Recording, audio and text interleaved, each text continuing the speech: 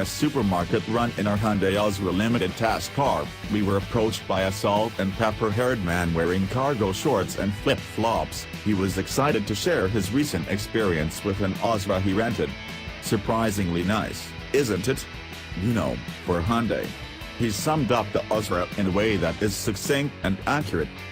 Yes, the Azera is a nice car, for one wearing any badge, really, and at $40,320 as tested. Our top-of-the-line limited comes with an impressive list of class-above features while undercutting its corporate cousin, the Kia Cadenza, by as much as $4,000. The cabin feels airy, thanks to large windows and our model's standard panoramic sunroof. The accommodations are spacious for 4 adults, but the middle rear seat has a high seating position, with the sloping rear roofline further reducing headroom. That seat is suitable for a child or petite adult, but only for a short stint. Behind the rear seats resides a 16 cubic foot trunk, which is on par with the large sedan competition.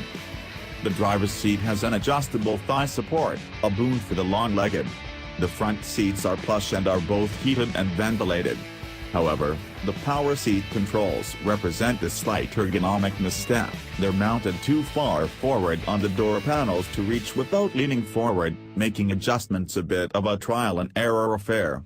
Fortunately, 2 memory settings are available so the song and dance doesn't have to be repeated, and they include the standard power adjustable steering column, which both tilts and telescopes, as well as the outside mirrors. The car is relaxed and quiet at highway speeds, a perfect pod for eating up the miles.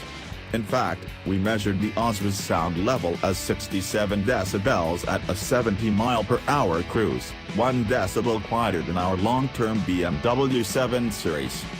While the cabin is high in quality and has an upscale feeling overall, closer inspection reveals hard, cheap plastic on the lower door panels, the back side of the steering wheel, and the lower center console. Other elements simply lack polish. The material under the driver's seat thigh support, for instance, abruptly ends in a rough leather edge, feeling beyond this as you touching bare foam and wiring. Still, this cabin is a serene place to spend time covering distances both long and short. Easy rider. As for the driving experience, the Azera offers a ride that is reasonably smooth and controlled, thanks to changes in damping rates during a refresh for the 2015 model year. The suspension soaks up all but the biggest bumps and transmits little disruption to occupants. Turn the steering wheel, however, and the trade-off is plenty of body roll. Some rivals do a better job of insulating passengers from harsh roads, for instance the Chevrolet Impala, which manages to deliver a plush ride while also feeling more tied down. Our Azera Limited's 19-inch wheels and lower-profile tires don't do the ride quality any favors. The standard 18-inch setup may prove to be a little more forgiving. Since our last test of an Azera, the electrically assisted power steering has been upgraded with new hardware and recalibrated to reduce effort. We definitely prefer the new lighter setup, but it still offers nothing in the way of road feel. The 3.3-liter V6 makes 293 horsepower, and while it's not the most powerful engine in its class, it's refined, quiet, and reasonably efficient.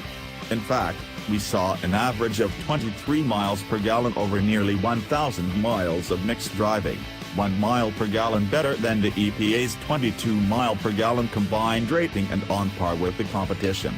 The 6-speed automatic is smooth but a bit slow to shift, further evidence that the Azera prioritizes smoothness over sportiness. The Azera managed a 6.2-second 0 to 60 mile/hour run in our testing, plenty quick enough for the large sedan segment.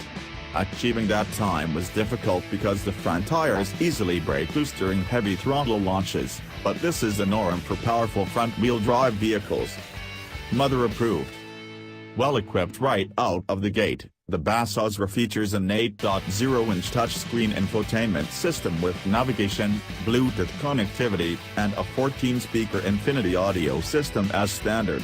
The Limited, the only other Azera trim level, adds standard lane departure warning, forward collision warning, rear parking sensors, automatic high-beam headlights, and adaptive cruise control. The radar-based cruise control happily monitors speed and distance to other vehicles, until the driver changes lanes. The system occasionally hiccups during such maneuvers. It accelerates briefly as the radar loses the first target vehicle and then applies the brakes when it picks up the new one. The Azera's automatic high beam assist works as intended, if only the infotainment screen could dim itself as smartly as the headlamps. At night, the reflection in the windshield is distracting, and dimming the screen is done via a separate control from the other dashboard lights. Most cars now tie all interior lighting together, making it more frustrating. We kept having to set the screen to night mode ourselves, because the car didn't do it automatically. The styling, which also was updated for 2015, is handsome but somewhat anonymous to our eyes. Yet some will fawn.